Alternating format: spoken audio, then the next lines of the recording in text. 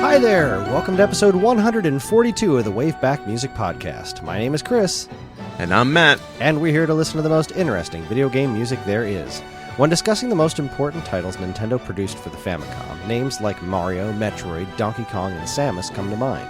But nestled in right there next to them is Kid Icarus, an oddball that has a fascinating legacy, yet never really managed to catch on the same way the other heavy hitters did. But here on WaveBack, we love Pit and his misadventures, so we're celebrating his birthday by listening to some great music spanning his career. Put on your 3 sacred treasures, because tonight we celebrate the 35th anniversary of Kid Icarus. Well, hello, Matt. Hello, Kris. How the heck are you? I'm heckin' all right. Well, heckity. Sorry, I don't know what the hell's going on. Oh, I don't either. I never do, but it's one of the things that makes this show so much fun to listen to. Sure. Hey, at least one person out there had our, because everyone's posting their Spotify things for the end of the year, at least one I gotta person figure out how to do that. Had us in their top 5, which made me very happy to see. And if I'm not mistaken, that was Bedroth. I think so. I'm going to go ahead and poke the old Discord here, and yep, that was Bedroth. Also, Perry Griff was on his Square Bottom Cat on this list that we played during an episode for a brief moment a while back. So you're welcome for everything, for all of it. So today, whenever the heck you're listening to it, we're doing we're closing out our year of anniversaries with Kid Icarus, which is an interesting one to go about because there are only 3 Kid Icarus games and we've covered 2 of them. But the third one is, well, it's awesome. It's got a massive soundtrack and could be an episode on its own, but doesn't really celebrate the original Kid Icarus release. So we're going to listen to a few duplicate tracks and a few covers and things to that effect. And I think it's going to be a hoot. A hoot, you say? I do say. So I guess, we don't really have a whole big history to go through. It's, was released 35 years ago on the Famicom Disk System as Myth of Light, Palutena's Mirror. And so we're actually pretty much ready to start. You good to go? I'm always good to go. Oh, that's what I hear about you. Hey, did you read that in the bathroom? Because I wrote it big enough. Matt, DTF.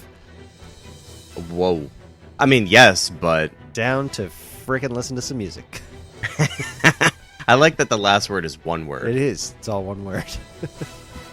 All right, so a while back we covered the original Kid Icarus. What episode number was that? I meant to do that before. And WaveBack Kid Icarus. Okay, so way back in episode 41, we celebrated the 30th anniversary of Kid Icarus. That was 5 years ago. Good times. So it was almost exactly 100 episodes ago. Yeah. Wow, that's pretty wild. That's so. That's the first thing that hit me. So let's see. Episode 41 was Kid Icarus, and then episode 81 was Kid Icarus of Myths and Monsters. That was.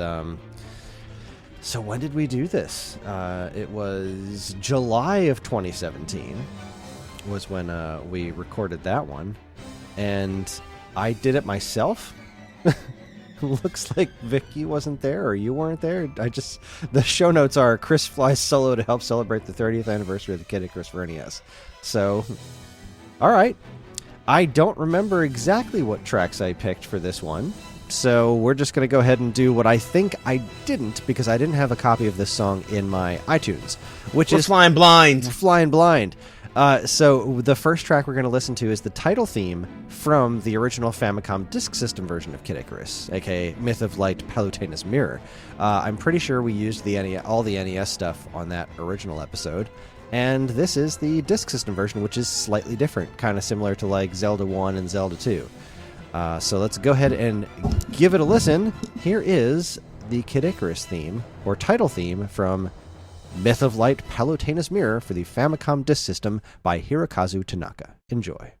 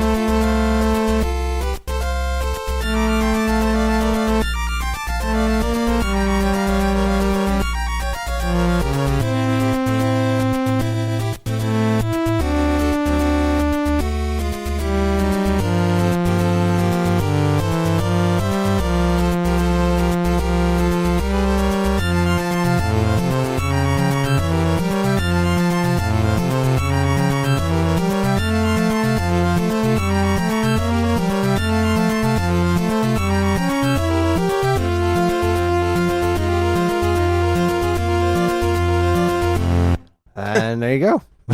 And on a so fart. abruptly. I love it. I don't know why. That's cracking me up so much. It does kind of end on a little fart there. Yeah, I mean, I love this song. I love this song so much. And the Disk System version, I have this weird. I like the NES version of the original Zelda theme hands down more than the Disk System version. I like the Disk System version of the Zelda 2 theme hands down better than the NES version. The Metroid theme, I think, is it's like a tie to me.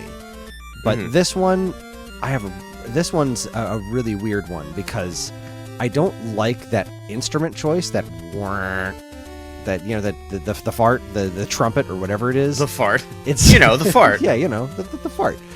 It's kind of like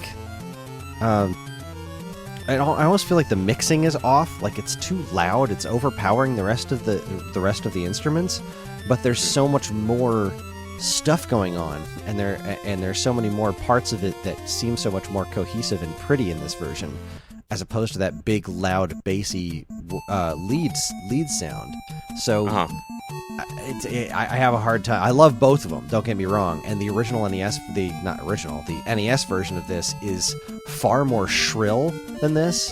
Like it's kind of abrasive at points, but the composition's always been so good that it's never bothered me all that much. But hearing this version, I think, is a really cool comparison and just a delightful piece of music. I don't have a ton of Kid Icarus experience. I know this is really like one of your favorites. For me, I didn't really get to play any of them, but I know enough about Kid Icarus that I could sit here and say, like, this song is intrinsically Kid Icarus. Like, if you didn't tell me, I would say, like, is this from, like, Bubble Bobble or, like, Ice Climbers or Kid Icarus? You know what I mean? Yeah, it is. It has a very bouncy, wistful, adventure-y, angelic sort of tone to it. Yeah, exactly. Funny thought, side note. The only Kid Icarus that I really have a lot of experience with is the cartoon they did, with Simon Belmont and the Eggplant Wizard and the Captain N. Is that it? Captain N the Game Master, yes. Captain N the Game Master, that's what it was. It was called Kid Icarus, like his name was Kid Icarus. Right, exactly. I spent years doodling the Eggplant Wizard in my margins in school and stuff, but anyway, I enjoyed this a lot. There's there's a big sense of nostalgia for me. Not just again, I can't tie it back to my playthroughs of Kid Icarus, but it ties back to a lot of like playing old Nintendo games and really just kind of being that particular age and stuff. So it's an interesting track because again, no real tie to anything particular, but like a nod back to when I was a kid and I didn't have to be an adult. Yeah, really, it's always nice to remember times when you didn't have to be an adult. And I remember the first time I played, I was fascinated by Kid Icarus way before I actually got to play the game. Similar to you, I'd seen, Pit in Captain N the Game Master and the Eggplant Wizard and stuff. Like, well, this is just super cool. And I had these Nintendo Power Game calendars that had like this just amazing artwork of Kid Icarus in it, and they were listed on those Now You're Playing with Power posters, and I was it just looked like, all right, well, here is this other thing that is on the same level as Mario, Donkey Kong, Zelda, and Metroid, and I've never played this one, and I gotta find it. And I eventually got a copy of it from a local game store called Microplay out in Summers Point, and I just played the heck out of it. And I thought it was such a weird and cool game. It was really hard, but it was also like super fun and super interesting. And I've been a fan ever since. Mostly like a lot of it came from the mythology, but. There you go. Right, sounds good to me, man. Alrighty, let's see. Let's move on to the next track. So the next track is just one more time. Since I had never heard any of the music before, I remember putting in that NES cartridge, and it started up right away. I didn't have to mess with it at all. And as soon as it started up with that music, I was just like, oh, this is great. I love this already. So I was totally into it. And then I started the game, and you heard this next song that we're going to listen to, which is Underworld from Kid Icarus, which is what I always thought was cool about the game is you start in the underworld and you work your way all the way up to the sky, because the story was that you were thrown in the dungeon, and you're rescuing the goddess Palutena, and you're like the only guard left, because you're kind of underestimated, because Pit is an angel who can't use his wings, he can't fly, and I always loved that about him. Like, I just loved that whole premise. So he's starting in the underworld. Now, we listened to the original version in our previous episode, so tonight we're going to listen to, today, whatever the hell this is, we're going to listen to I don't know where I am. A very wonderful cover of this by Sam Griffin. We've listened to some of his acoustic works relatively recently on the show. I can't remember exactly what, but he is a wonderful classical guitarist who does some amazing covers of amazing video game tunes. So here is Sam Griffin's cover of Underworld from Kid Icarus, originally composed by Hirokazu Tanaka. Enjoy.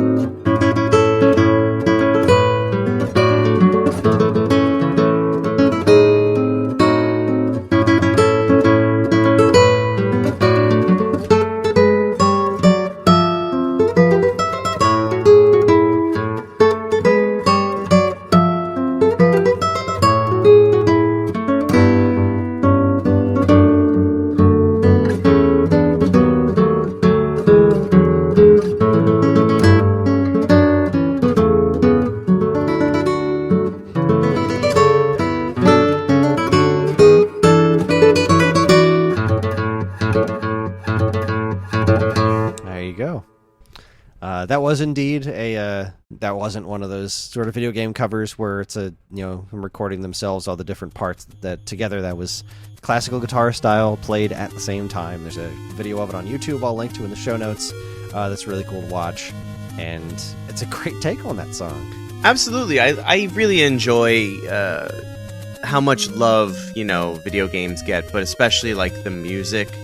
It's so easy, I think, to find. You can throw a rock and see how many people, recreate art from the game, And I'm not poo-pooing on any of them because, you guys deserve credit too. But the musicians that go out and they reimagine tracks, they cover it strictly the way it was meant, originally intended, I should say. It's just fantastic. And then so, you get something like this where it's just a simple classical guitar, and it just sounds gorgeous. Just the right amount of reverb, just a great composition, played by someone who's like, yep, I get it, let's do it, and there it is. Yeah, I agree. It's a really cool take on it. It sounds wonderful. It's completely accurate. Every single note seems to be just torn exactly from the original version, and I love this track in its original form, and I love this fancy new one. So let's keep going. Let's keep the celebration going, my 35-year-old Pit.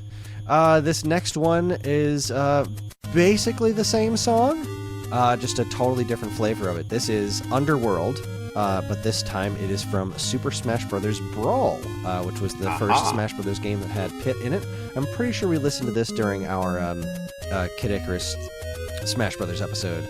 But just because it's such a wonderful reinvention of this song, This is by Shogo Sakai, who did this arrangement, and it's a lot of fun, so let's give it a listen. Here is Underworld from Super Smash Bros. Brawl.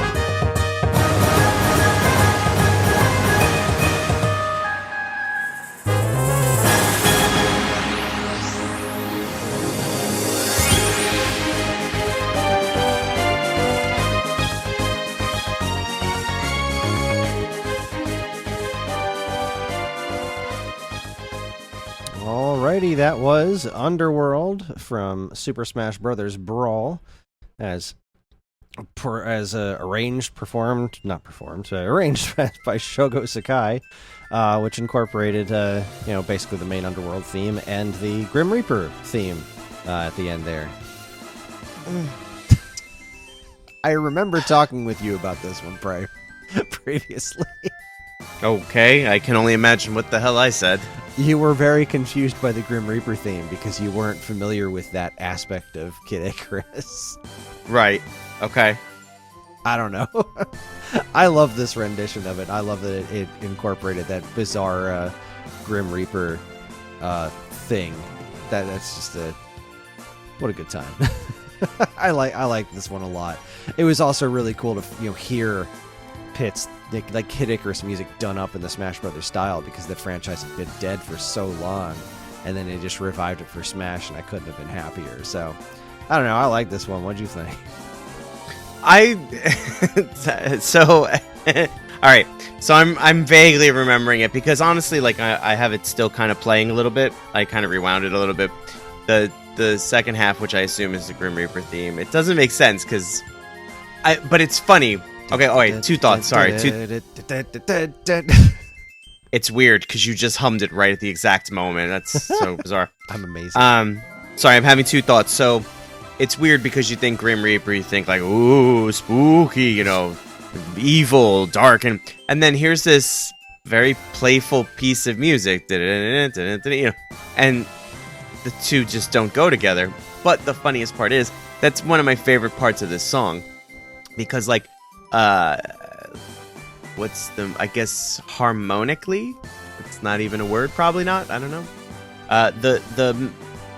The notes being played are very almost against each other. The way they have like a dissonance about them, where it's just like, what?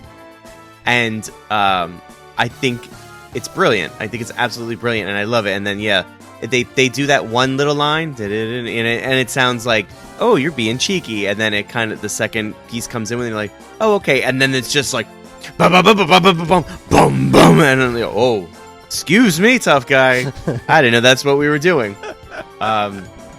And I think it's great. Yeah, it's what's it, that last bit is what the heck? That last bit is the game over music. So it's just while the Grim Reaper is just freaking the heck out.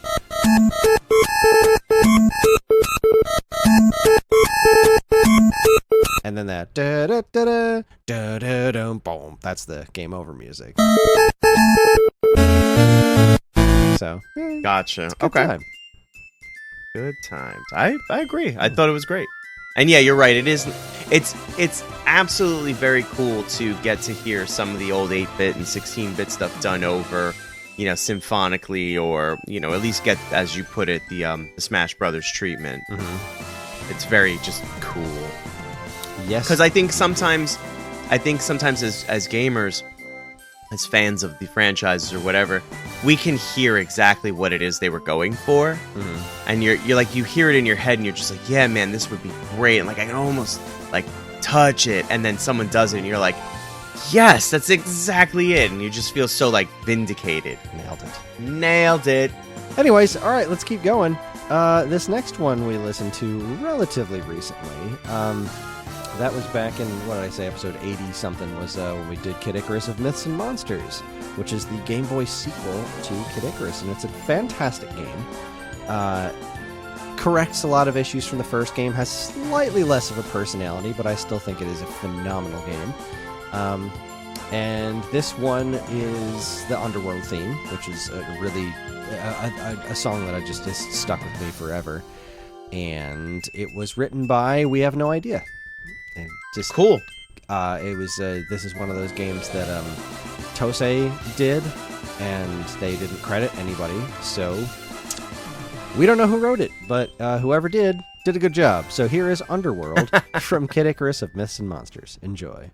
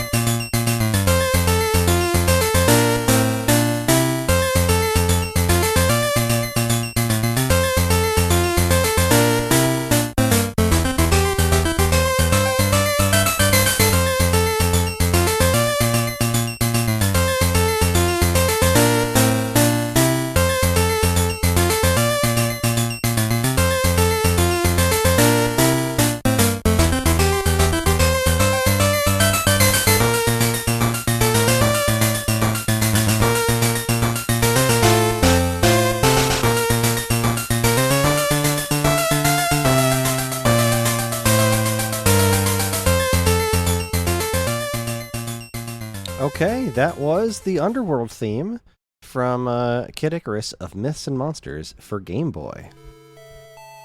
How'd that one make you feel? Do you even remember it? Do I remember it? I barely remember yesterday. So that's kind of problematic. But that's more about me than it is about this show. That being said, no, I don't remember it, but I love this. I love this a lot. It was we recorded it in June of 2019. What? Nothing happened to me before 2020. I don't know. I can't remember. I just emerged or appeared in 2020, and I wasn't happy. I just remember not being happy. No, I don't remember. Well, that is okay. I'm glad you enjoyed it this time. I love this track. I love this song so much. Did I not like it or something? No, you liked it the last time too. Oh, good. I'm nothing if not consistent. All right, great. I feel good about that. All right, go ahead. Proceed. Yeah, no, that's that's it. It's such a fun little triumphant adventure-y song, you know? Like, yes. It just makes me feel like I'm getting ready to go on a big old adventure, and it is everything I could have wanted from a Kid Icarus sequel song. The rest of the soundtrack is also pretty solid. I don't think it matches up to much like the rest of the game. It doesn't quite match the personality of the first game, but it's still really good, and gameplay-wise, it fixes a lot of stuff that, like a couple of issues that the original game had. But this song, just as a piece of music, is just super fun, and I wish I knew who wrote it so I could properly credit them with a song that's been stuck in my head for ages now. Yeah, that kind of stinks, you know, to not be able, because I mean, like I'm like you, like I love giving credit where credit's due, especially when it's great stuff. And that's kind of a bummer. If anybody knows, you know, please hit us up, reach out. We'll make an addendum on another episode. We don't know.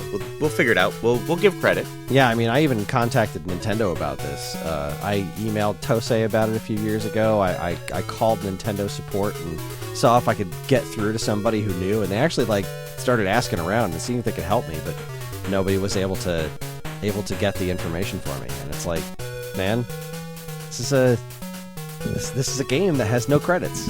It's a bunch of people worked on it. We'll never know. Yeah, we'll never know who. So anyways, we're going to take one last trip back to the original Kid Icarus here before we spend pretty much the rest of the episode on Kid Icarus Uprising, because there's so much joy in there that we haven't listened to. And this is one of the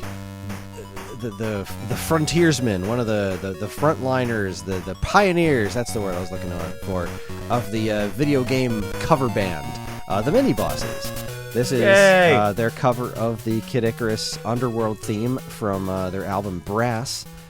They do have another Kid Icarus cover on Brass 2, which goes through a handful of the songs in the game, but it's 12 minutes long, so I figured I'll probably just leave that for the credits at the end. Or, you know, you guys can go do that on your own. Yeah, you can go do that on your own, because I think at least 4 or 5 of those minutes are just the Grim Reaper theme played on guitar. And I'm not even kidding. It's just...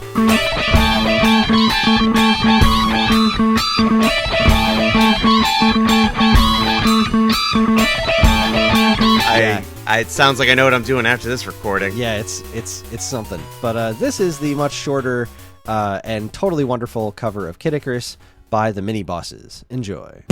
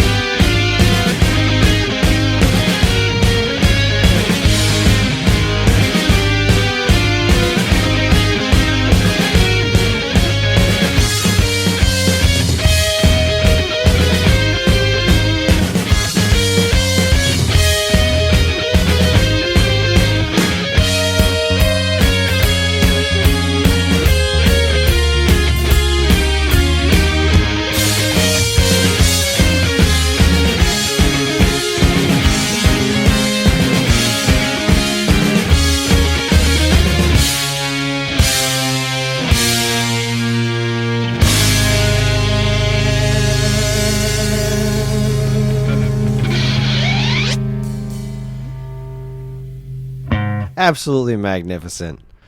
I love a good guitar scrape. Right? It's so good. It's so good. That just fills me with joy. Right? Like the moment it started, I just started smiling, and I kind of haven't stopped. Like, I'm still thinking about it, and I'm like, those guys are great. I love the mini bosses. Oh, they're so good. And like, that was such a revelation to me at the time. Like, they were the first band I had ever heard that was video game covers. Like, that was their thing. And I was like, this is amazing. This is absolutely amazing. And then that whole, concept kind of exploded. There's, video game cover bands and cover musicians all over YouTube and everywhere in the world. But to give the audience a wee taste of what I was thinking, and it's only because you mentioned it just now. What I wanted to do was expand the WaveBack kind of universe. And one of the things I was looking into, and I had started reaching out to bands like the Mini Bosses and other, The Advantage and things like that, was I wanted to do a video series. And I wanted to go and interview some of these bands and talk about, the stuff that you talk about with bands. What got you into this? What was your this and that? And, and then I swear to you, I'm not even kidding, 2020 hit. I was working on it at the end of 2019. I started to put out feelers. 2020 looped around. I was like, all right, great. I'm going to plot. And nope, sorry. That's not a thing anymore. And I was so bummed about it. And I think about it very often. And my hope is that I can attempt to get back to it. Because as much as I love doing this show with you, Kris, and I really, really do, it's a lot of fun. It's opened my eyes to a lot of stuff that I, A, don't remember, B, never listened to, C, never played. I'm a video guy. I'm a production guy. Mm-hmm. And so I wanted to, I was like, how can I put my thumbprint on something a little? How can I have my own little... And this is what I came up with, and I'm so bummed that it has to just sit on a shelf. So for all you guys and gals listening, if you think that's pretty cool, shoot us a message over at our Discord. Shoot me a message over at Discord. Maybe I'll get back on that horse just for you guys. I don't know. I think it's a wonderful idea. I'd watch it. Aw, thanks, bud. Well, on that note, it's time to jump into the second half of this episode, of this celebration of all things Kid Icarus, and start listening to some music from a game that we've listened to a few tracks on from a couple of specials, but have not really properly hit on this show, which is the outstandingly amazing Kid Icarus Uprising for Nintendo 3DS. This was a project that Sakurai worked on between Smash Brothers games that properly resurrected Kid Icarus, and it's an outstanding game that I wish would get ported to Switch so that more people could play it, and also so that it could get reprogrammed with some a little bit less insane controls, because making this game work on the 3DS involved crazy touchscreen controls that really worked for some of it and really took some getting used to for others. But either way, this game has, like Smash Brothers, an amazing soundtrack that's composed by a ton of different artists. So the artists that we have primarily attributed here are Motoi Sakaruba, Yuzo Koshiro, Masafumi Takada, Noriyuki Iwadare, Nakahiro Nishi, and Yasunori Mitsuda. Now, I believe there were more than this that actually worked on the game in total on a couple individual tracks, but even that list right there, Yasunori Mitsuda and Yuzo Koshiro alone is well, all right. So this first one that we're going to listen to is a bit of a departure for the kind of stuff we usually listen to on this show, because this is a really, really, really chill track. This is the Solo Menu theme that I love this song so much. It's gorgeous, and it's a bit on the long side, but, deal with it. It's great. So I love it. Here is Solo Menu from Kid Icarus Uprising. Enjoy.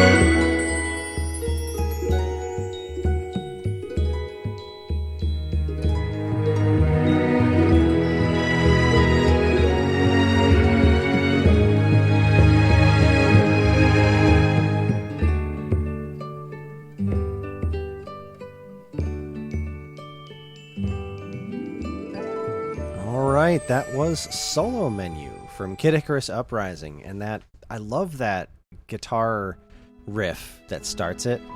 Mm-hmm. I just love that riff. It's so pretty, and the whole thing is just this gorgeous, calm, sweeping tune, and it's so perfect for this little menu area because it's between stages. You go back to this I don't know, like hallway or temple or whatever it is, and you just choose these different doors to go through to go to the different stages, and it's just such a magnificent piece that did not need to be that long. It was one of those things that you didn't need to go this hard on this one, but thanks. Thank you for doing so. It's a menu tune. Didn't need to be that long, but I'm glad that didn't need to be a classic banger. Love it, absolutely love it. I'm right with you. It's the only word that comes to mind is gorgeous. Like, it's just a gorgeous piece of music. I don't know, man. I could see this in like a Pixar film, right at the point where it tugs at your heartstrings and your kid looks at you and you're like, "You crying?" You're like, "I'm not crying, you're crying." You know, shut up, eat your popcorn. I'm not crying. It's fantastic. The flute, I think, is what really does it for me. Like, I agree with you. The guitar piece is beautiful, but that flute, there's something about a well-placed flute. Like, you know, my normal job for many years, if you guys don't remember, has been live sound.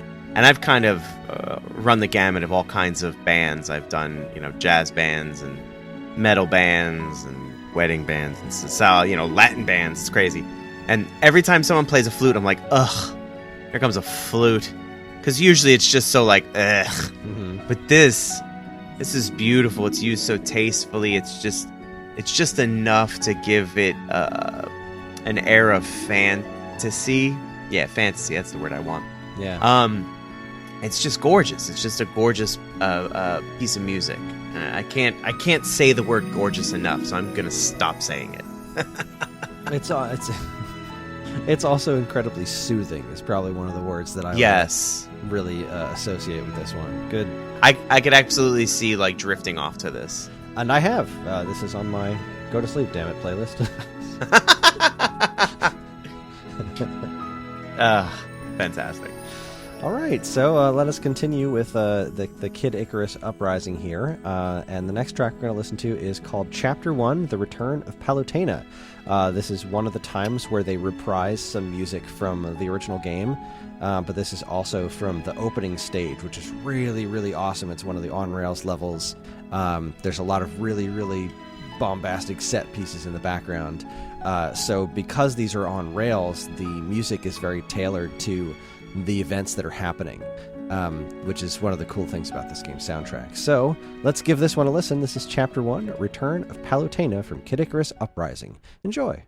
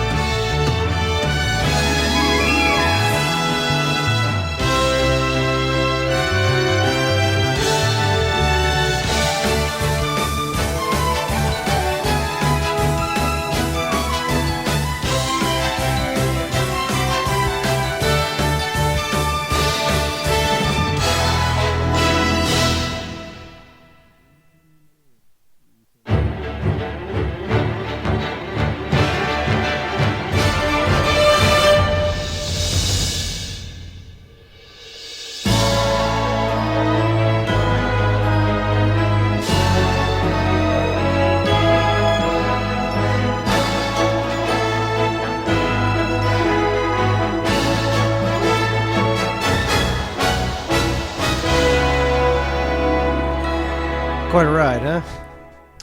Yeah, for a moment there, I was getting ready to start talking, and then you didn't say anything, and then the music started again, and I was like, wait, what? Okay, cool. There's a lot there. There's a lot to digest. Again, I'm going to use the word gorgeous. It's all beautiful, gorgeous music. Like, very sweeping, very, dare I say, epic. Very much the journey, the saga, like, let's go on this big adventure. Yeah, so it's always interesting hearing these particular songs from this soundtrack out of context, because like I said, these are on these on-rails levels, and these are really written more like a score than a traditional video game soundtrack, because it's all tied to events, and there's voice acting going throughout the entire thing. Like, one of the fun things about this game is that its story is told while you're playing it instead of during cutscenes, which there are a few cutscenes, sure, but a lot of the dialogue and stuff is happening while you're playing and doing the action sequences. So, like, during those silent segments between between songs, kind of like there's dialogue happening. There's lots of things happening, and you can tell kind of earlier on where everything gets all doom and gloom, where you see Medusa's back, and she's like gigantic, and such an amazing design too. They redesigned that character so brilliantly, and she wasn't even the real villain of the game, which is like, man, this game, the final villain of this game is Hades, and he is amazing. He's just this wonderful, evil delight of a villain. The voice acting in this game is so great. But this opening stage was it was so perfect, and this music matched everything so well, and really just kicked off what kind of adventure you were about to embark on. So, love this track. Yeah, I mean, I'm exactly what you just said about, like, it's, I mean, I kind of almost want to play the game. Oh, I heartily recommend this game. If you have a 3DS, if you haven't played Kid Icarus Uprising, it's really one of the most impressive 3DS games ever put on that system. No, I don't. It's one of the ones I've always wanted, but I can never really justify buying it. Yeah, they've never really gotten particularly inexpensive. It is a great system with some absolutely amazing games that are only on that platform, like the Zelda Link Between Worlds, Super Mario 3D Land, like, just there's so much great stuff on the 3DS, and this is, honest to goodness, like, Kid Icarus fanboyism aside, I genuinely think this is one of the most impressive games they ever put on that system.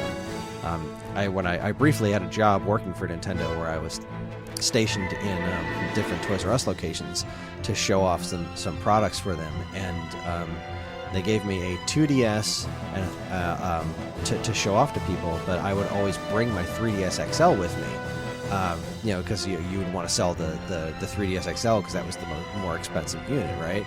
So I brought mine with me, and I would always show off Kid Icarus Uprising as the game for it, because the general consensus of the 3DS from a lot of parents was like, it's a dinky little thing, it doesn't have great graphics. And I'd be like, okay, well, this is what the screen looks like on the 3DS XL. And I'd be like, wow, because this game's really impressive looking. And it was this first stage that I would show people all the time, and it was always impressed because it's such a great game. Okay, let's keep things going. We've got a few tracks left. This next one is a Kid Icarus Uprising song that is coming to us by way of Smash Brothers for Wii U. This is the Smash Brothers iteration of the Dark Pit theme. Now, there's Shadow Link and Dark Samus. Dark Pit, you would think, would be a kind of a like stale at this point, but Dark Pit's actually a really cool character. He was created like as a shadow version of Pit. It was supposed to be bad, but he turned out to not really be bad either. He was just kind of like Pit with a bit more attitude. So it was like kind of a backfire creating a shadow version of Pit. And he's a very amusing character, and he's got a really cool theme. And the Smash Brothers version of said theme, again, it's a long one, but get a straw, suck it up. It's my show, and I do what I want. I'm pretty sure this specific iteration is just from Smash Brothers, but it is Motoi Sakuruba, who I think was the original composer of it as well, just doing a Smash Brothers style take. So here is Dark Pit's theme from Super Smash Brothers for Wii U. Enjoy.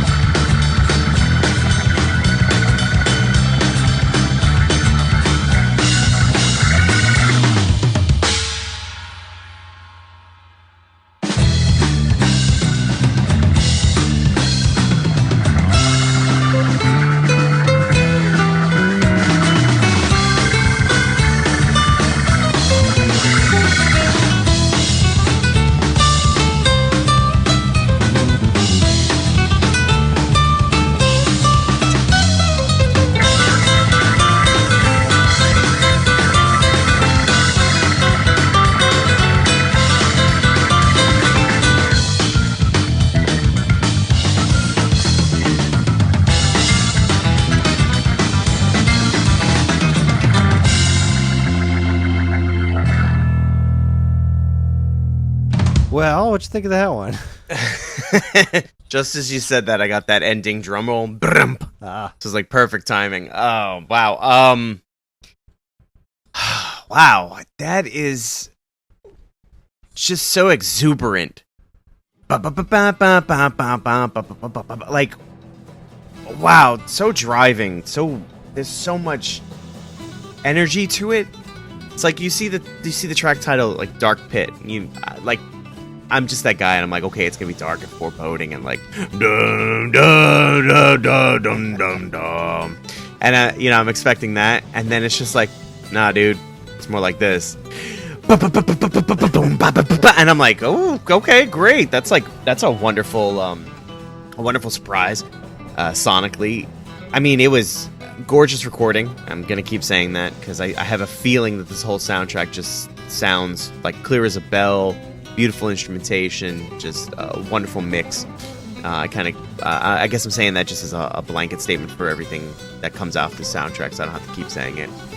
That was a lot of fun. Like, it was. I really appreciate its energy, because sometimes you play games and you do get that, sinister, dark, villain music, and then, it has its place. It's great. It's, something like a Castlevania, sure. But it's nice sometimes to get an alternate take on what the antagonist music can be, should be, currently is, and that was a really great take, because I feel like there are people out there who, still believe that rock music is the devil's music, and I'm okay with that. Well, that's one of the great things I love about this song, is that Dark Pit's not the villain. He's not a villain at all. It's he's just kind of like this alternate take on Pit.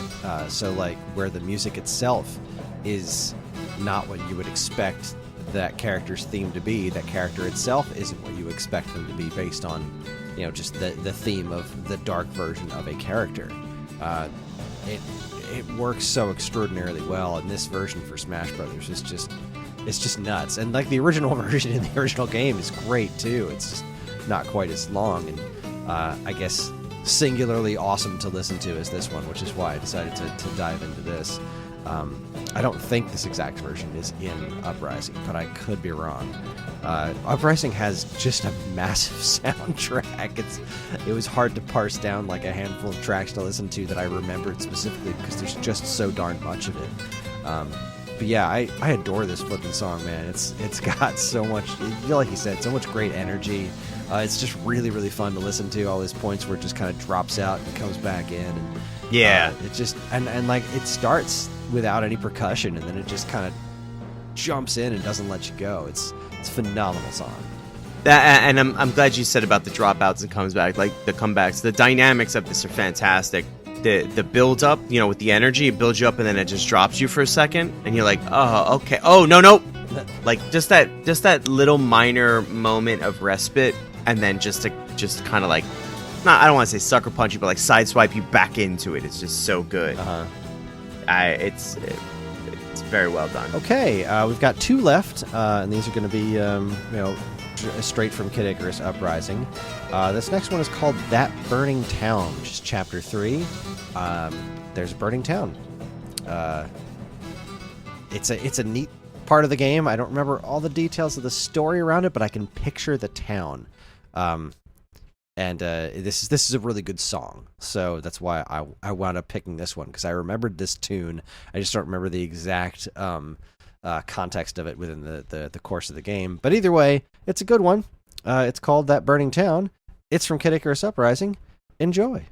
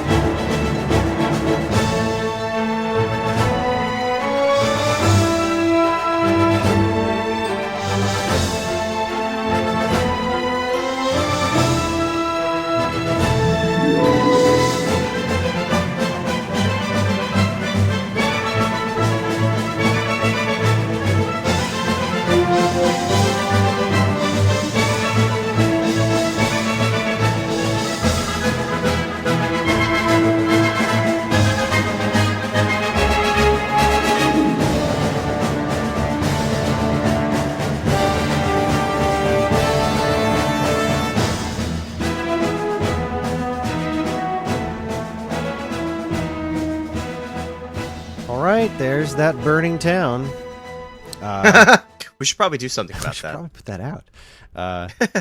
This was I was just looking at a video of it. I still don't remember exactly the story surrounding this specific one, but you do, you're running through like a town that's burning, and you fight the huge Raw, which is basically, if I remember correctly, it was a mistranslation in the original manual for United States. That was supposed to be the Hydra, but they called it the huge Raw, and they kind of made a joke out of it in this game because it's incredibly self-aware, and you have to fight like the heads of this thing. You have to fight the giant flying version of it while it's in the sky during the flight segment in the beginning. And this is really just making me want to play this game again. It's so good. This game's awesome. And this song is great. It's so invigorating. It's got a really good hook to it. I just love I love everything about it. It's so much fun to listen to. And this wasn't part of the this was just from the part when you're in the town. So this is an on foot section, which is why it plays out more like a traditional game song that loops instead of like the ones that are tied specifically to a kind of events that are happening. Gotcha. I mean, this again, I'll go back to something I said before about being epic. One of the kind of words that's come to mind was sweeping. This feels very big and grandiose and sweeping, like the countryside. Like if you hadn't told me that it was kind of tied to a town being on fire, I don't know that I would get that. And not necessarily a bad thing or whatever, just how my brain works. I in my head I see like being on horseback and charging towards a thing. Like we have to get there in time, the villain is gonna blah blah blah, and we have to get there before he blah blah blahs, which is very bad for the people. So that's it. I appreciate this. I love it. It's it makes everything seem bigger than maybe it actually is. I don't know. I've never played the game. Well, it is magnificent. But that does leave us with one song left. We're on to our last song of the show. Tragedy. And I picked kind of a weird one because I like so much. I really liked this part of this game because it just kind of really pointed out how bizarre it was. Like there's this kind of Greek mythology motif going on through all of Kid Icarus. But this is a level where you have to fight aliens. Oh, okay. So you're in like an alien spaceship and stuff, and it's really weird and totally awesome. This song's called Aurum Island, and I love it because it's totally weird. So enjoy Aurum Island.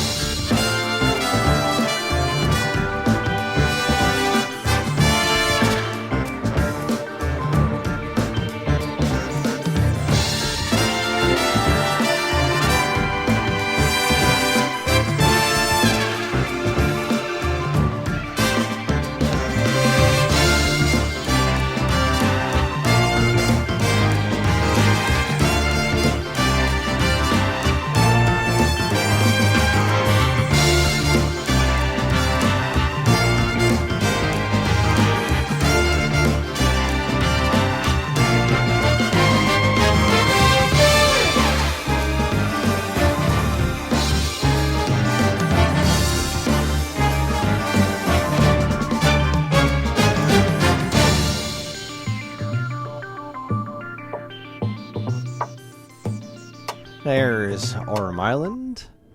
What'd you make of that one? So, I started laughing because I have this weird thing where I get excited. When I'm excited about something, I start laughing. And trust me, I'm pretty sure I've said this on the show before. It can make for some very awkward situations. I'll leave that to your imaginations. But this one started, right? And it started with that low bass line, that very, like, Cowboy Bebop jazzy thing. And I was like, wait, what? This doesn't make any sense to anything we've just listened to. And so I said, all right, and I started laughing. Kris can hear me, so he starts laughing. And it becomes a giggle loop. And then like the real kind of meat and potatoes comes in, and I was like, oh, man, all right. So independent of the game, Kid Icarus, right? I think this is an absolutely great track that can appear almost anywhere. I think it's so well done, and it has all the earmarks of like just a cool jazz track. There's like almost an element of lo-fi to it, but not in its tonal quality, more like its composition. And as the kids say, it just slaps. Like, it's just a really cool, like, I want to walk in somewhere and this be playing, and everyone stops and looks at me and is like, that dude does not belong here. Get him the hell out of here. And, it just, I can't say how, I can't talk, there's no words to express just how cool it is. And, like, there's the ending part of it where the loop ends and it, like, kind of, like, sucks away and you're like, oh, and then it goes, just kidding. Ba-doom, boom, boom. It's just a cool tune. 100%. Yeah. It's, this part of this game really stuck out to me. This game's nuts, man. This game goes all over the place. There's a point of the game where Pit's transformed into something else and you gotta play as something you can't really do anything with. There's like another character you play as for a little while. Like, this game is just bonkers, and it's in the best possible way. I just love it. And this track is just such a signifier of how crazy things got in this game. Like, when you're on a spaceship, like, as Pit with a bow and arrow and whatnot, it's like Hawkeye in Avengers Endgame. You're just like, all right, things have gotten out of hand. This is weird, and in the best possible way. I love this one. I thought it was a really fun way to end the episode. Oh, absolutely. Well, speaking of ending the episode, I think that's it for us. Happy 35th birthday, Kid Icarus. Very happy the franchise is still around to some degree. Maybe someday they will make another one, or at least port Uprising to something other than 3DS so I can play it in glorious HD because the game's gorgeous. But that'd be nice. That would be nice. But anyway, that's going to be our show. Join us next time as we bring you our 7th annual Winter Special. Yay, Winter Special, featuring songs that get us in the seasonal spirit. Yes. Nice and cold. So, anyways, we here at the WaveBack Podcast are incredibly grateful to everyone who listens, and we love communicating with you when we can. We have a couple of ways you can do that. There's the Geekade Discord channel, in which we have a WaveBack chat where we frequently discuss all manner of stuff relating to video game music and whatever our next episodes are going to be. We also have a WaveBack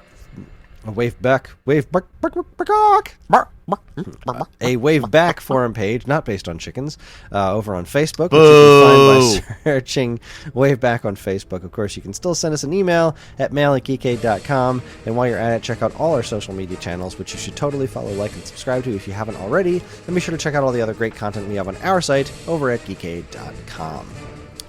Matt, anything to plug before we go? Just my phone in to charge. It's a solid plan. Same here. Bang.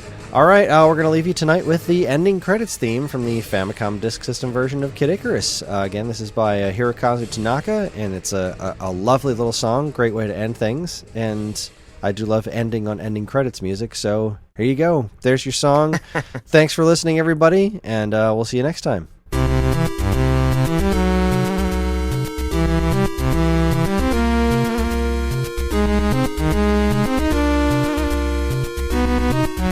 Thank you.